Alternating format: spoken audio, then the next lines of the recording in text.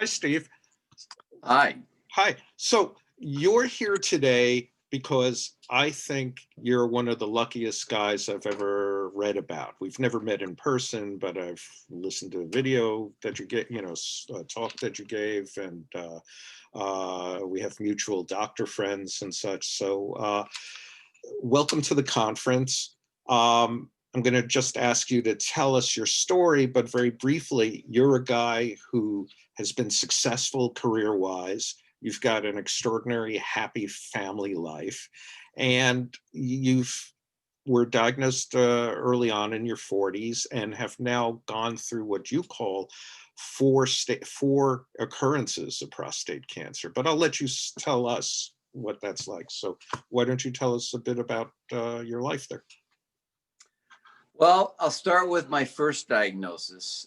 I was 47. I was having an annual physical. My doctor did his typical rectal exam, and he felt something odd with my prostate. I had a very low PSA, very low. So that was never even a consideration of prostate cancer. But because he felt something odd, and by the way, my doctor, while he was giving me a rectal exam, could have sneezed and would have missed this. He said to me, I just want to have you go get this checked. So I went and had it checked. I had a biopsy. A week went by, I didn't hear from the doctor. I figured, well, I'm fine. I was sitting in my office in downtown Seattle. So I called him and I just said, I haven't heard from you.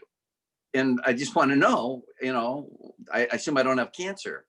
And he just bluntly said, I have bad news for you. You have not only prostate cancer, you have aggressive prostate cancer.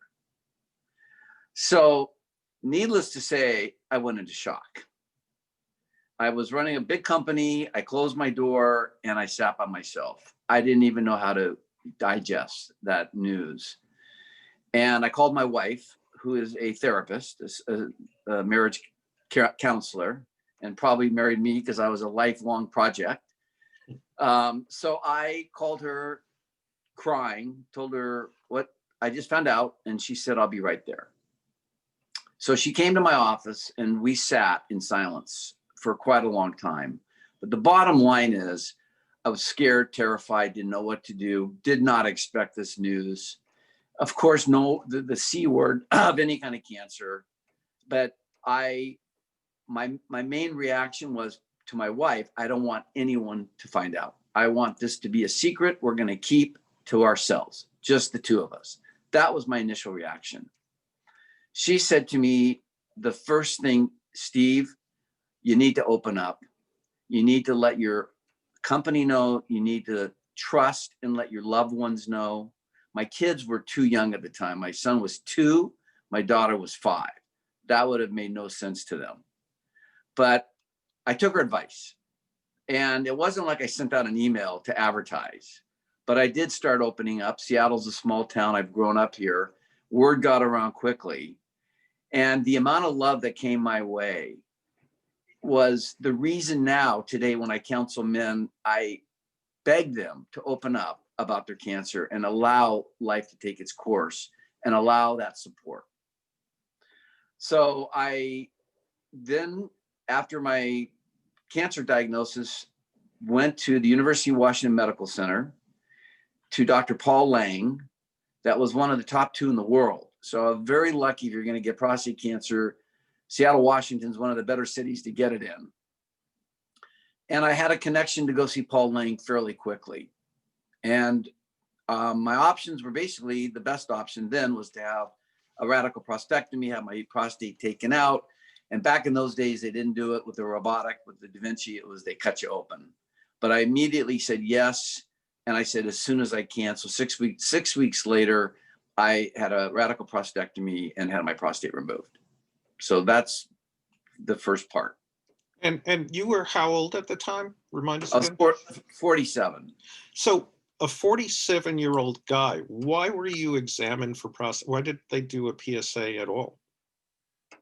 Well, I just, as a regular annual routine physical, I'd have blood tests taken. They would do PSA checks. And my father, I think this is probably the right answer. My father had prostate cancer. So that would have been a concern because, as we all know, it's a very hereditary disease.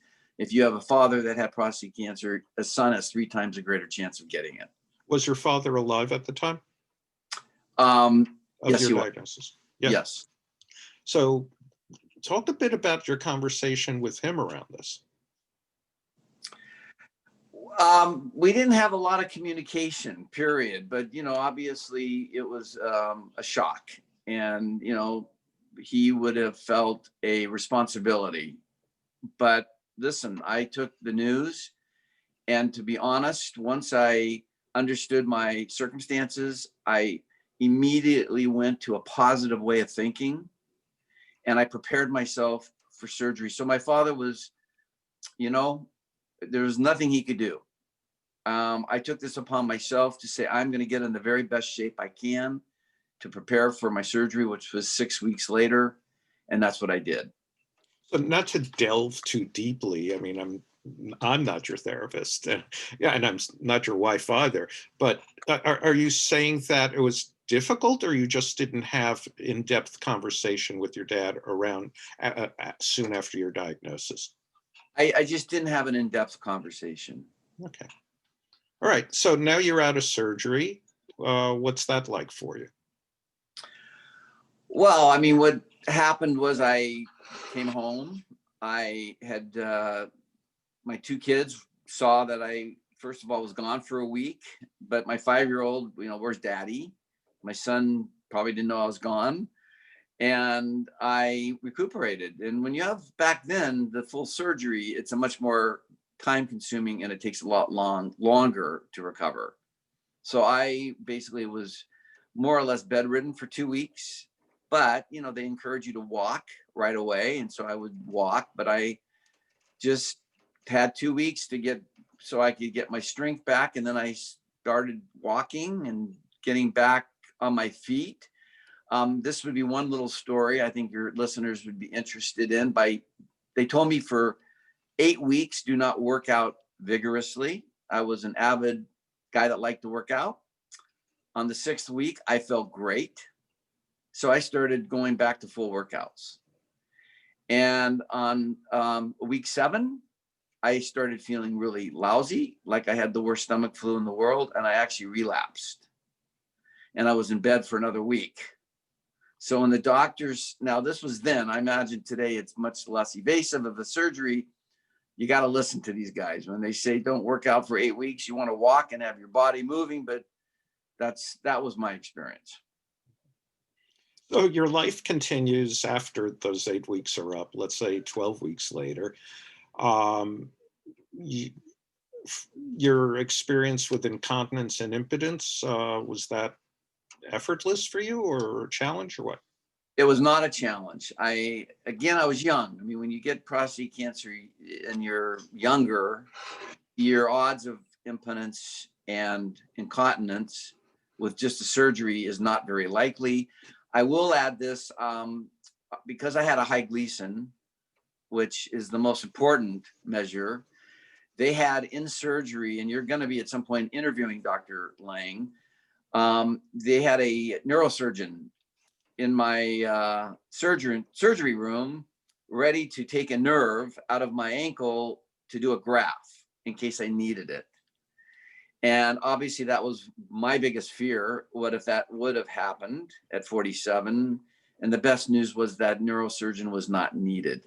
So, I think the physical aspect I went on with my life, I always maintained a positive attitude. I started getting involved immediately with the University of Washington Medical Center, started a fundraising prostate cancer breakfast. And I just decided I was going to make lemonade out of lemons and I was going to give back to the prostate cancer world. And I did start soon after my recovery. So you're left with relatively good physical quality of life. But by the way, do you remember your Gleason score? I had a 7. Okay. A 7.34 or 4.3? 4.3. Okay. A lot. So I could hear like 1,000 people sitting behind me virtually, and they're all sort of grumbling and mumbling, particularly those in the advanced stage group. A 4.3, it's not really that high, you know, at least not these days. But they told you it was like, you know, a do or die kind of moment for surgery? Well, I mean, I had two options, but really I only had one option because I just wanted the cancer out of me. And Sure. back in those days, surgery was really the most natural process. Now, they had felt that it was a very high chance some had leaked out. They call it, some of the prostate cancer went under the fence. That's the term. And in my case, it actually did. But when I was done with my surgery, I went 2 years with a negative, a 0.03 read on my PSA, which was cancer non-detectable. Right. So I thought I was cancer free after my surgery. Great. So Actually, I was cancer free somewhat. well, I mean, we have 3 more episodes to get through. And we'll get through them in ways that are useful for our audience, not just sort of highlighting a timeline. But, you know, I mean, you got through surgery, your PSA is low for a couple of years, but you did experience and get sort of, and were diagnosed with the word cancer. And you're still like 50 or under at that point. You know, cancer is a challenge on your mortality. Do you remember what that might have been like for you and Very, for your family? Yeah.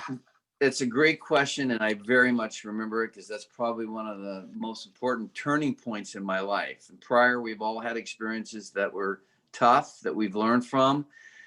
Getting cancer, in fact, then I give a speech, and the name of it is "The Best Thing That Ever Happened to Me Was Getting Cancer for a Reason." I immediately started reevaluating my life, and at a fairly young age, at 47, I was running a company, I owned it, and I worked way too much. I made everything else a priority. I wasn't making my kids a priority. At times, I wasn't making my wife a priority, and I changed all that. I actually really, a screw turned in my head that caused me to reevaluate where I wanted to go in my life. And that has maintained since I was 47. And I have some examples that I can tell you when we go into the next levels of getting cancer back. Okay, well, let's go into the next one. So what happened to provoke the next one? So after I had my first surgery, I went in every 90 days to have my PSA taken, which is probably more frequent than most men. And I just did it because I wanted to be on top of it. And after 2 years, literally right after 2 years, I got a PSA read, very low, but instead of it being 0.003, it came back at 0.06. And that meant I now have a read again, a PSA read. So people that say, well, if you had your prostate removed, how could you get cancer back again, the prostate cancer? Well, this is the whole thing about Gleason scores, that it can slip under. And obviously at Gleason 9, the odds are much greater that happens. And it hides in your lymph nodes. So it's undetectable until it starts to grow enough. So when I got my first PSA score, I then, I kind of didn't think much of it, kept up every 3 months. And all of a sudden it went 0.06, 0.12, and it started climbing. And at that point, my doctor said, your cancer's back. So this is what I made a decision to do. First of all, my second treatment was radiation, and it was 36 days in a row. And they wanted me also to go on a hormone injection treatment, and I refused. I said, I'm just going to do the radiation. But the big takeaway was, here I owned this company, and I said to my wife, we are going to take an 8-month trip around the world. Now, not everybody has the luxury to be able to do this, but even if I could hardly afford it, I still would have done it, and I would have never changed that decision, because that's where I started feeling mortality. So I then we went on 8th. So I did my radiation, and I will tell you, halfway through my radiation, I tore my rotator cuff, had to go in for surgery, had to come back to radiation the next day. And the reason I tore my rotator cuff was after radiation, I would go work out so that I would try to, stay healthy and through that process. But once I finished the treatment, we went ahead and went on an 8-month trip around the world. And my kids were 9 and 6 at the time. And it was during 2008, which, if we all remember, was the Great Recession. And my company started falling apart while I was gone. But you know what? I didn't care, because I was with my family. And now, having cancer twice, all that mattered to me was exactly what I was doing, being with my family. Yeah. Did you also, so when a younger guy gets diagnosed and treated the first time, they're usually given the spiel, the talk that, thank goodness for early detection, we got it and we can cure it. And then 2, 5 years later, 3 years later, whatever it is, for whatever reason, there's a recurrence. And it's like, fuck this. The guy said I was cured. What the hell happened? What's this? I mean, there is no early detection. What's that all about? What were your thoughts around that?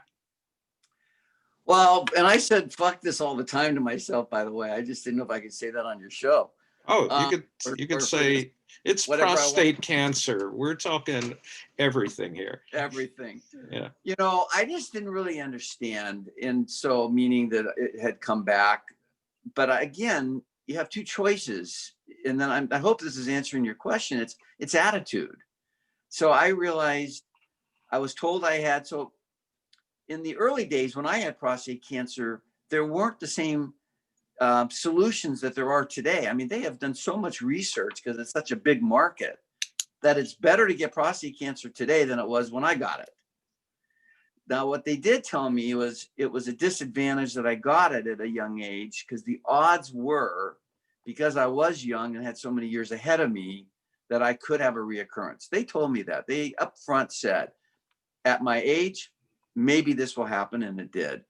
I just kept a positive attitude, because I just realized that is a key to I believe in healing yourself, is an attitude. That's one of the things anyway.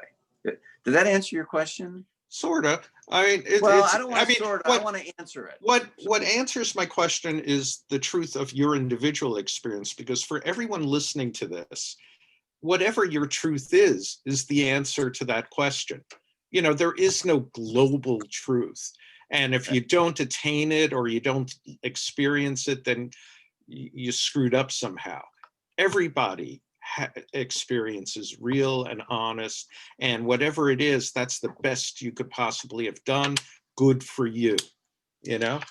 I understand. I will say, when I got my second reoccurrence, I went into a bad funk. Mm-hmm. It was absolutely devastating to me. And that's when my fear kicked in. Oh my God. And I dealt with it. And I don't, again, want to make it seem like, oh, I got my second time and, oh, I was just fine. No, it was really difficult. The easier part was telling people, but I also didn't want to tell people, because I didn't want them feeling sorry for me. And this is, I think, worthy of a little conversation.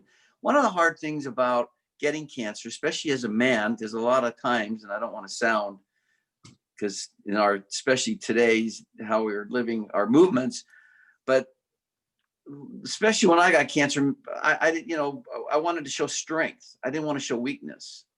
And getting cancer to me showed a weakness. And when I got my cancer back a second time, what really came to me is I didn't want people feeling sorry for me. So I actually told my wife, I don't want anybody to know I'm going to go on a radiation treatment. I don't want anybody to know I got my cancer back, because it's awkward. I don't want people to feel sorry for me. And when I'm with people, they don't know what to say. They don't know if they should bring it up or they should not. It's just awkward. So I would usually be the one bringing it up, to just let them be comfortable knowing, I'm starting radiation. But it was very difficult. I just worked through it. And by working through it, what do you mean? Once I realized this is nothing I can do about it, I kicked into a much more positive way of thinking. And I set out a game plan. Doing radiation 36 days in a row is a complete inconvenience. And, that means every morning I was driving to go have my radiation done. And then I had to do it the next day and the next day. So I just realized there's nothing I can do about this. so since there's nothing I can do about this, just say to yourself, this is the last time I'm going to deal with this shit. This radiation is going to kick it, and I'm going to be cancer free. That's how I felt. Around your family, did you see concern in your wife's eyes, or what was that for Yeah. you? Yeah. I think it was way more devastating for my family, especially my kids. And they had trauma because now they were older and they understood. And we told them. And, you know, when they're that young, they don't know exactly how to process it. But through osmosis and through just natural, you know, human behavior, that scared the hell out of them, and it really terrified my daughter. And no question, it terrified my wife.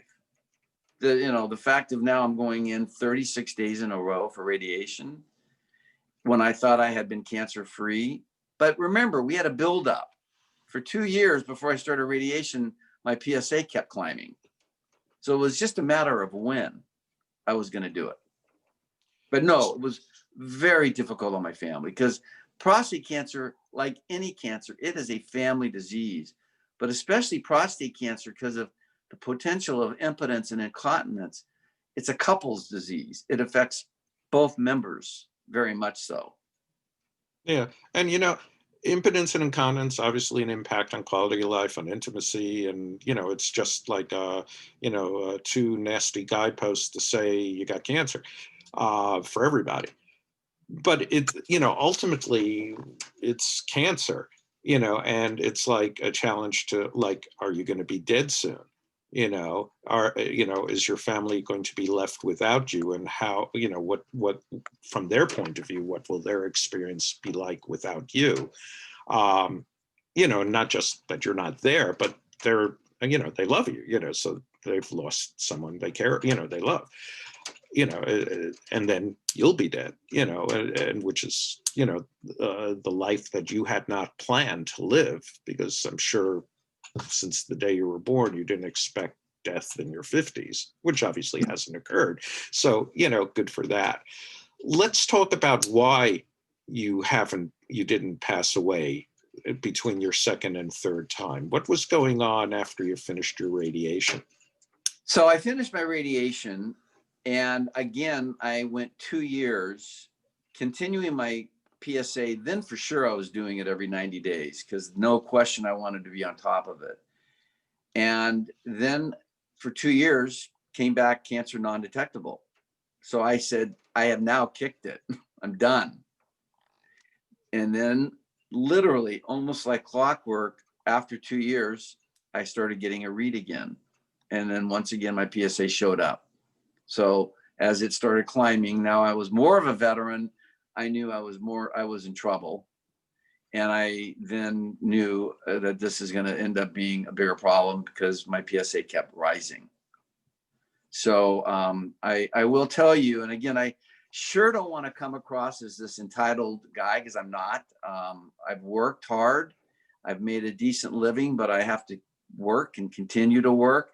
I just made these choices about like that 8-month trip around the world, you know, and we did it the low cost way, but it was about being with my family. So now I've now gotten, you know, I had now 2 treatments. We had moved to Italy. I think I've jumped ahead for the year 2012 for a year, put my kids in school there. Again, all of this was about because I had had cancer twice. While we were in Italy, I was getting PSAs every 90 days in Italy, in Florence. And while we were in Italy is when my PSA for the 3rd time started coming back. I missed that. So I was not in the United States when my PSA started reoccurring for the 3rd time. And while I was in Italy, my PSA started rapidly rising. And then again, I'm doing all my communication via telephone with my doctors, but they didn't know what to do. And here's the problem. You never know where the cancer is. Well, this is somewhat interesting. In Milan, Italy, there happened to have been a test, the PSMA, which I'm giving it the short acronym, but it is this, you know, I call it the Superman prostate cancer scan, because now this was the early generation of this, and Milan was one of the only places in the world that happened to have had it. And I went in and had that scan done. And what it does is it can actually light up where the cancer is, which is, now they've improved on this technology that we can get into that later, because now it's many more generations since then. And I actually did it a second time. So when we were finishing our trip with Italy, I went to Milan and had this test done. And then we came home. And the images were sent to my doctor. And way in the bottom of my pelvic area, there were 3 dots that had been somewhat lit up. Now, they didn't know if that was cancer, but it was definitely from that PSMA scan. So I came home August of 2012, met with my doctors from the University of Washington Medical Center, Paul Lang and Dan Lin, who you're also going to be talking to, and we're given my options. But one option was surgery. And I said, okay, if I have surgery, what's the odds of a cure? That this is it. Now I'm really scared. Now I'm terrified. So my doctors gave me about a 25%, 30% chance I would be cured. So I chose those odds and I had the surgery. And now they went in and performed the surgery, and I won't go into the graphics, but it was a very complicated surgery. And these 3 dots could have been kernels of corn. So the good news is it was cancer, because I would have hated to have gone through that whole operation and they go, damn, that wasn't cancer, something you ate. So they removed all my lymph nodes in that area. They removed the cancer. I was in the hospital for 2 weeks. I got out, I recuperated, and once again started up my PSA tests. And again, they came out cancer non-detectable. So the third time post, I thought, now I am for sure done. It's not going to happen again. So, but I will just say the third time, kicked the shit out of me. Yeah. And it's interesting that your doctors, and I'll ask about this, they're using the word cure. And we do concern ourselves in our system about when doctors use the word cure with patients, because we don't want people to sort of become lazy about getting their PSA tests. If somebody's told they're cured, then wouldn't the PSA test be irrelevant from their point of view? And of course they're not, because you're not really cured. You're just like, we hope that's all you ever have to deal with until you die from something else, or you die from prostate cancer in your hundreds. But, your guys told you, in your mind, you were done with it, but did you really believe that? So you're bringing up a really good, not a good point, a great point that I want to just comment on about men staying on top of their health after no matter what procedures they've had done. They need to keep up their PSAs, and they need to make sure they do it. Whether they do it every 3 months or 6 months or a year, they need to stay on top of that. My doctors never once said you're cured. Never once. Okay. I told myself I'm cured, because what good is it to think otherwise? But I will tell you, and I still live with this. In fact, now I live with this more than ever. But after my third time, I did live more in fear. If my back hurt a little bit, if I didn't feel my stomach had nausea, or anything was going on with me physically, what went right to my head, oh my God, my cancer's back.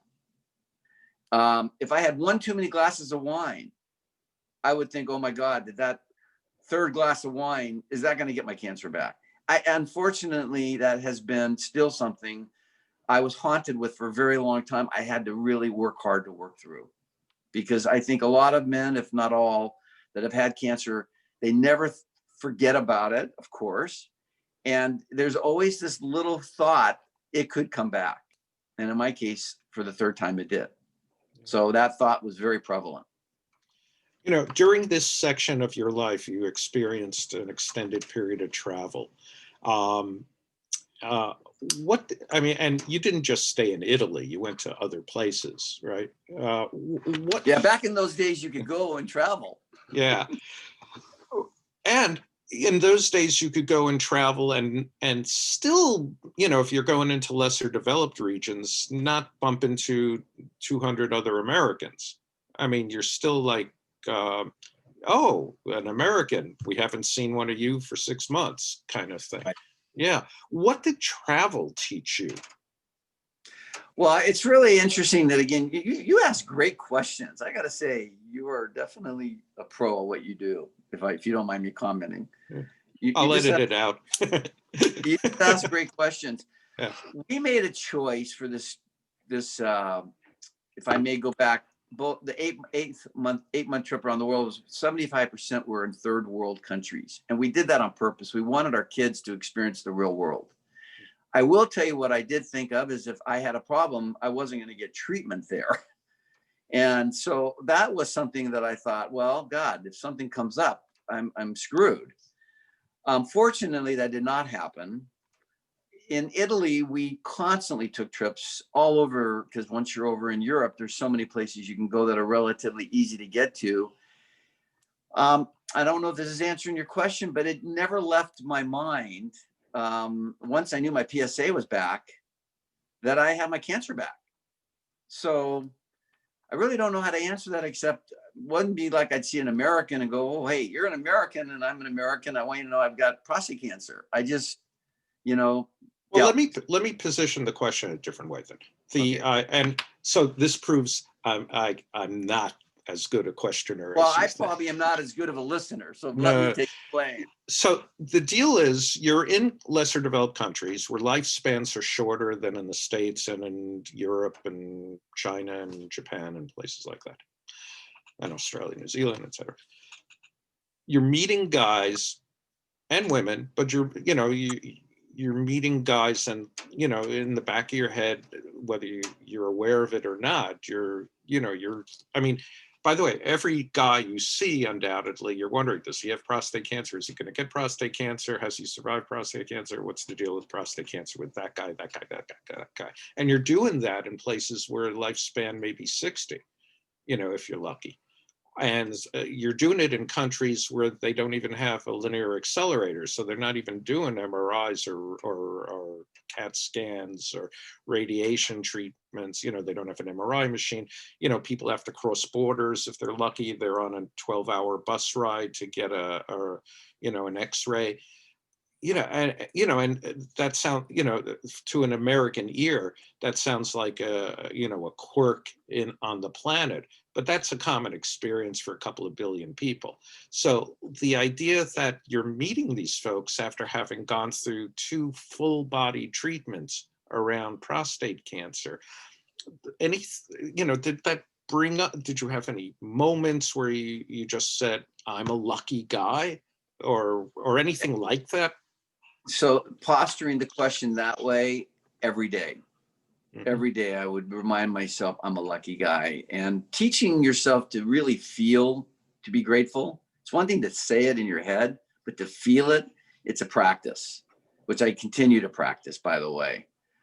So no, yes, I absolutely would be meeting people and I would feel I am a very, very lucky guy that I'm being able to be in Italy and be able to take these trips.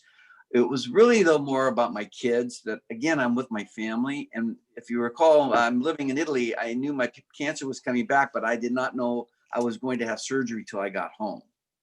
But yes, you can't help but realize, and by the way, in America, we are so fortunate, based on the rest of the world, exactly what you just said. I mean, I was just in Papua New Guinea, and when somebody gets ill, it could take 24 hours in a canoe to get to a little hospital that basically is one room.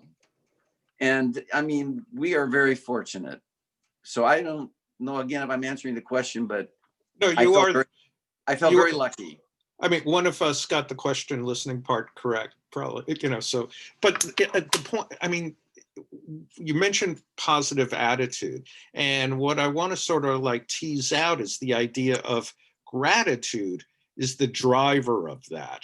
or perhaps the spine of that is the spine of positive attitude is to feel grateful for what's going on for yourself. And you could read, I'm a social worker, so like I'm exposed to all these like feel good things and all that, and almost none of them touch on the idea of eliciting the sense of gratefulness for being in the position that you and I are, living in the States, sort of, I mean, in at least middle income-y kind of way, I mean, the idea of having access to healthcare is a big deal. And even in the States, lots of people don't have that access. And it's a challenge to their ability to feel grateful, for their lives. Yet people find a way to do that, even in the most rural, poverty-stricken areas. I'm thinking of this guy, like in the middle of where's Lynchburg? Oh, Virginia. So in the hill country, like between the coast and Lynchburg, Virginia, you have to drive through mountains or so. Big hills, not really the Mount Everest, but you're driving, and there are some really impoverished little pockets there. And, it was my intention to stop and sort of chat up whoever would share a conversation with me. And it was the best couple of weeks I had in my early career to sort of understand what causes people to feel grateful for their lives, That's a great conversation piece. I mean, listen, let's face it. We both know there are people who are living in very rural areas that could end up being more grateful than those that have 4 homes that are just more caught up on material things and very outward focused. I mean, I want to go back to what made me be thankful to get cancer. Is at 47, I was very outward focused. This is the best way I can explain it. My self-worth was about my net worth. When I got cancer, I completely changed. My self-worth was about learning to be about my family and everything else. And so what you're talking about now, first of all, today, I feel so bad. I know we can't get into the COVID and we can't get into anything that's going on with politics, but I got to tell you, it saddens me beyond belief how many today in 2020, Americans cannot get healthcare and don't have access to it. And if they do, it may be substandard. And then you add on top of that, they've been diagnosed with prostate cancer. And so, or any cancer. Now, I get a lot of emails from men around the world, actually, they get diagnosed or get their cancer back, because I'm on a website. So men that get it, or families, they get a hold of me and I get back to them and try to help them in the early stages to navigate through the whole process. You would not be to tag along with what you're saying. I deal with so many men that are living in rural parts of the United States that I say, well, who is your doctor that, okay, you've been diagnosed with prostate cancer. What are they telling you? And they don't even sometimes have answers. And then if they say, well, they said about surgery, I go, have you asked your doctor how many surgeries he's done for prostate cancer? And they'll say 20 or 30, or they have to drive 4 hours in order. So everything you're saying is correct. Gratefulness is such a big conversation piece, because I, again, believe cancer is what caused me to really learn how to be grateful. Everybody's got their own ways of learning how to be grateful. I just think it's one of the most important qualities to learn for ourselves, to become grateful. And again, I know I'm answering this kind of in a roundabout way, but there are a lot of men in our country, and of course women, that get diagnosed with cancer, or they don't find out until much later because they don't have access to proper healthcare facilities today. And I feel terrible about that. I wish that wasn't the case. Let's move to your 4th stage of prostate cancer. How did that, where did the alarm first come for that one? Once again, I had gone 2 years with a negative cancer, non-detectable. So I had told myself I'm done, but this time I didn't necessarily believe it. I just felt, I don't know. And literally, it's like clockwork. After 2 years, again, my PSA started going up. And now I'm really beside myself because I'm going, oh my God, am I ever going to get rid of this? And what treatments are left? Because at some point, you use up your treatments. So there's two types of radiation. There's X-ray and there's proton. And again, not all the hospitals around the country have proton.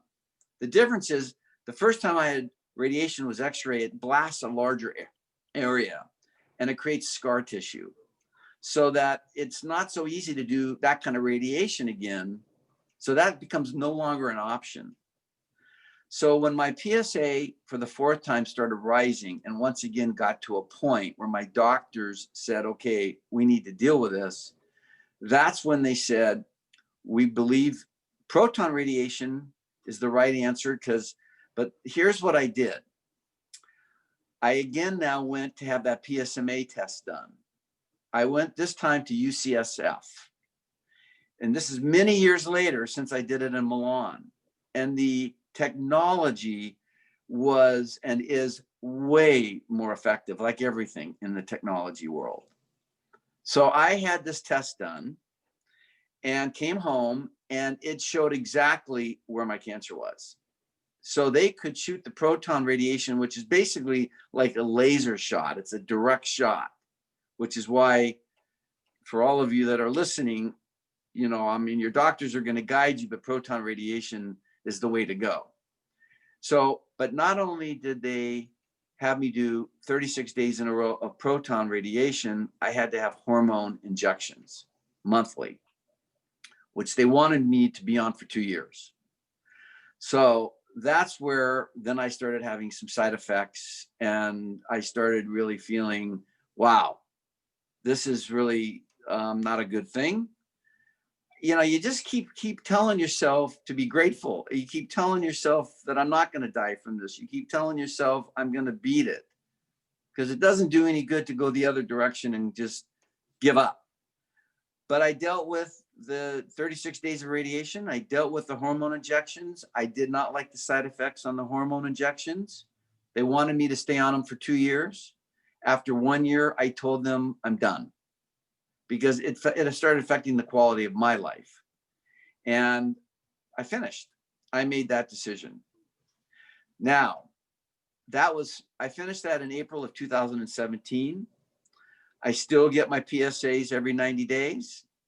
I'm thankful to say, cancer free, and I'm going on past 3.5 years. So I made it past the 2-year mark. I'm now at 3.5 years. And now I'm trying to tell myself, gosh, I got to get to 5 years. That's always the magic number. Maybe I really am cancer free this time. But there is not a day that does not go by that something happens and I wonder, is my cancer going to come back? But now that I've been through all that, it helps me to maintain how grateful I am, truly grateful that I don't have prostate cancer right now. And I feel that every single day. The other thing I will add is I do a lot of yoga, and I've been doing yoga for 5 years now. And I'm a firm believer that had really done a lot of positive attributes that I continue to do it every day of the week. And the reason is, for me, that is how I'm keeping my cancer away. I'm sorry for the long-winded answer. I don't know any other way to answer it. No, it's good. Well, actually, good you brought up yoga, because I imagine some guys are wondering, did you change your diet? What other kind of things did you do or are doing? I should have changed my diet. I don't. I love to eat. I'm Jewish. I grew up eating all kinds of foods, and I continue to. I'm going to be 65 in February. I did not really change my diet, to be honest. I still eat red meat. I still enjoy a glass of wine.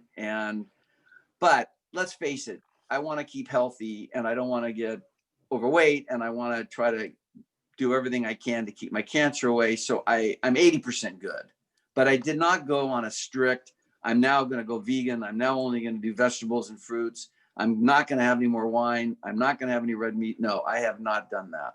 But what I have done is I've maintained my weight control, and I've maintained my attitude, and I have maintained my workout schedule, which I believe is really important for all of us as we age, period. Yeah. And by workout, since you did do androgen deprivation therapies, did you do like weight resistance kind of training and that kind of thing? Well, I've actually been doing, believe it or not, yoga for 5 years now, 7 days a week, other than when I travel. Now, I'm lucky I have a yoga studio next to my office. So people, most of the part, they can't do that. With COVID, of course, it's been way more of a challenge, right? Because you can't do it in the house. So I did all kinds of working out. I believe muscle mass is very important to keep strong. I believe cardio is important. And I believe all those things are vital in fighting off cancer. At least I believe so. Yeah. And are you still working? I am. I have a company called Fleishmann Capital, and I do a lot of consulting and investing. So I stay busy every day because I also will never retire because I love to work. And I also, that's important. So it's a hedge fund, right? I mean, is that sort of? It's a equity fund, equity stocks, not hedge. And all kinds of investing and lots of consulting for others. So most people would think of that as a high stress kind of thing. I mean, is that how you think of it, or do you? No, I would, if I wasn't working, that would be high stress to me, because I did go for a period of time, like any one of us that feel like, okay, we've sold our company, we've retired from our business or whatever, you know, you've been laid off, and now you got every day to yourself, and you go, well, how am I going to keep myself busy? And I don't golf. So that was way more stressful to not have activities than to have activities. And nothing I do, I will not let myself work that hard to where I feel stressed. Right. And always making time for your family and all that. Always making time. I'm home every day at 3 o'clock. I will say one thing though, you bring up that I think it's worthy of us commenting. I feel stress is the number one thing for promoting cancer. I swear, I believe stress. And I want to give you a very quick story. In 1999 to 2000, we had, our age, we know it's called the dot-com crash. Younger people don't think of it as the dot-com crash. They just know, we'll call it a technology stock crash. Call it what you want. I had a lot of money in the stock market, and I got greedy. And my wife every day was telling me, sell, you've got plenty. And I kept saying it's going higher. And sure enough, the market turned. And sure enough, a lot of my portfolio went away. And I'm going to say this very openly. Once I realized how much money I had left on the table, I went into a very deep depression. And I literally basically couldn't get out of bed for 4 months. I was clinically depressed until my wife kicked me in the ass one day, and she was completely there for me, but finally said enough is enough. But I know that stress of what I went through with stock market and the way I lived my life, and then dealing with the loss and having money mean too much to me. I believe that's why I got my cancer at 47 instead of 60 or 65. That's my belief. Overstress is not a good thing. Yeah, and we absolutely, as an organization, absolutely endorse that, and our support group leaders are taught, trained, encouraged to ask everyone, like what during our intake, which is 3 minutes of what's your name and welcome to the group and this and that, and what kind of job you have, how do you feel about the work you do, do you enjoy it, do you not, what are you invested in around the work compared to the rest of the day that you spend wherever you spend it. And more often than not, it's like guys that are saying, I didn't realize how stressed out I was until I got diagnosed with prostate cancer. I understand. And again, many people have a job they can't change because they have no other options. For those that have an opportunity to change because that job is causing them stress, I guess hearing what you just said, incorporate that into your life, because everyone should hopefully be doing as much as possible that makes them happy. Yeah. And I want to just say one more thing, and that adds with this stress, it's your immunity system. So when you said I changed my diet, yeah, I'm way more focused. I mean, let's face it, I don't eat, candy bars. I don't eat junk food. I try to stay away from anything that I know, is directly unhealthy. But it is so vital to keep our immunity system strong. And stress weakens an immunity system, right? You're a social worker, you know that. But cancer thrives on a weak immunity system. So to your listeners, keeping your immunity system as strong as possible is vital. And that comes with exercise. It comes with what again, diet on some level, comes with work, comes with your family life, comes with everything. So I could not agree with you more. Yeah. Steve, we could talk much longer, obviously, but for now, I want to thank you for being part of our conference. Thank you for helping. MailCare's mission is to help men live longer and happier lives, with an emphasis on happier, and you illustrate a way to do that, a life well lived and continuing to be well lived. And we're grateful for you taking time to share it with us. So thanks, and glad you're here. All right, well, thank you for asking me, and I hope I was of some help in this part of your conference. So, well, you're also now part of MailCare, so we hope we helped you too. There you go. Okay. Thank you. Take good care and stay safe.